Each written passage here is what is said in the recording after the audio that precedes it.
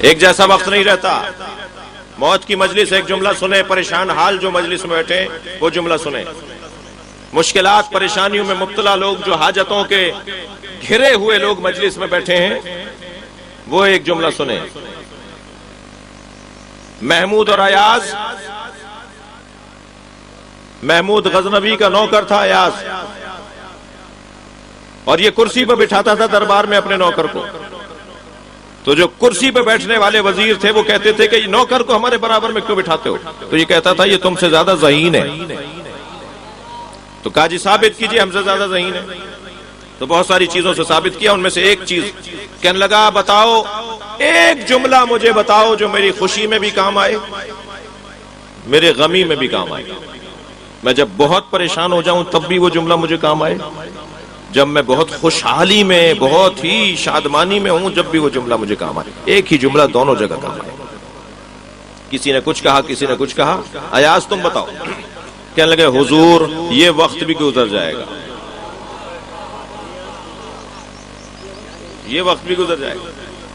میں تو کہتا ہوں جو بڑے لوگ ہیں نا، جو ذرا خوف رکھتے ہیں کہ یہ پیسہ، یہ کرسی ہمیں کہیں ہاتھ سے نہ نکال دے، ہم اپنے قابو سے ہی نہ نکل جائیں، اپنا ہی تسلط ہمارے اوپر نہ رہے، بڑے لوگوں کو تو اپنی کرسی کے پیچھے یہ تغرا بنوا کے لگوانے کی ضرورت ہے. جی یہ وقت بھی گزر جائے گا، یہ کرسی ہمیشہ نہیں رہے گی، یہ پیسہ ہمیشہ نہیں رہے گا، یہ دولت ہمیشہ نہیں رہے گی. جی چند گز کفن کے علاوہ کچھ اور تمہاری ضرورت نہیں رہے گی. یہ بھی بچوں کی مہربانی ہوگی کفن پہنا دیں جی، ورنہ جی کورونا میں مر گئے ایسے ہی دبا دو. ہم نے کہا تھا مراد علی شاہ صاحب سے جب ہماری کورونا کے حوالے سے میٹنگ ہو رہی تھی، میں نے کہا جی یہ شہید ہیں اور یہ کیا سندھ حکومت ہمارے ساتھ تعاون کیسے نہیں کرے گی؟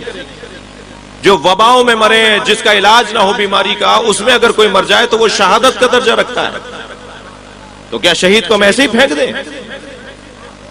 اس کا غسل و کفن کیسے ہوگا؟ اس کو تدفین کیسے ہوگی؟ الحمدللہ باتیں ہماری مانی گئیں اور سندھ میں پوری ہم نے ٹیمیں تشکیل دیں. حیدرآباد میں ہم نے اپنے ISO کے جوانوں کی ٹریننگ کروائی، اور پورے سندھ کے اندر حیدرآباد میں، سکھر میں، خیرپور میں جہاں جہاں کورونا کی میتیں ہوئی ہیں، ان بچوں نے غسل دیا، خود اپنے ہاتھوں سے دفنایا. کراچی میں 400 سے زیادہ مومنین کورونا میں رحلت کر کے گئے. ایک صاحب ممبر پہ بیٹھ کے کہنے لگے کوئی کورونا نہیں ہے، ڈرامہ ہے. میں نے کہا بھائی جن کی میتیں ہو گئی ہیں وہ ناراض ہو جائیں گے، وہ کہیں گے یہ میت ممبر پہ بیٹھ کے جھوٹ بول رہے ہیں، کچھ نہیں ہے، ہمارے لوگ مر گئے. ایک وبا ہے، ایک بیماری ہے. ایک صاحب کہنے لگے ماتمیوں کو کورونا نہیں ہوتا. عقل کی بات کرو، سمجھداری کی بات کرو. مجتہدین کو ہو سکتا ہے. 50 ماتمی کراچی میں رحلت کر گئے کورونا میں، 85 لاہور میں رحلت کر گئے ماتمی. یہ کیا بات ہوئی کہ ماتمیوں کو نہیں ہوتا؟ شیعوں کے لیے نہیں ہے، سب کے لیے بیماری ہے نا. اب آ رہا ہے محرم، آج کی مجلس میں تو چند فیصد کے علاوہ ماسک کوئی لگائے بھی نہیں ہے، اور پولیس تو کسی کو ماسک نہیں لگوائے گی. میں خود اپنی حفاظت کروں گا تو میں بچ سکوں گا. اب یہ بیماری کم ہوئی ہے، ختم نہیں ہوئی ہے. جب تک ویکسین نہیں آئے گی یہ بیماری رہے گی. تو میں گزارش کر رہا ہوں انتہائی مؤدبانہ کہ اپنا خیال خود کیجئے، اپنی احتیاط خود کیجئے، اپنے آپ کو خود بچائیے، کوئی کسی کو نہیں بچائے گا.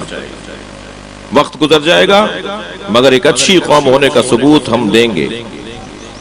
مجلس ہوگی مگر احتیاط کے ساتھ ہوگی، جلوس نکلیں گے مگر احتیاط کے ساتھ نکلیں گے. مولا کا ذکر ویسے ہی ہوگا جیسے ہر سال ہوتا تھا، اس لیے کہ اس کے پیچھے دعائے زہرا ہے.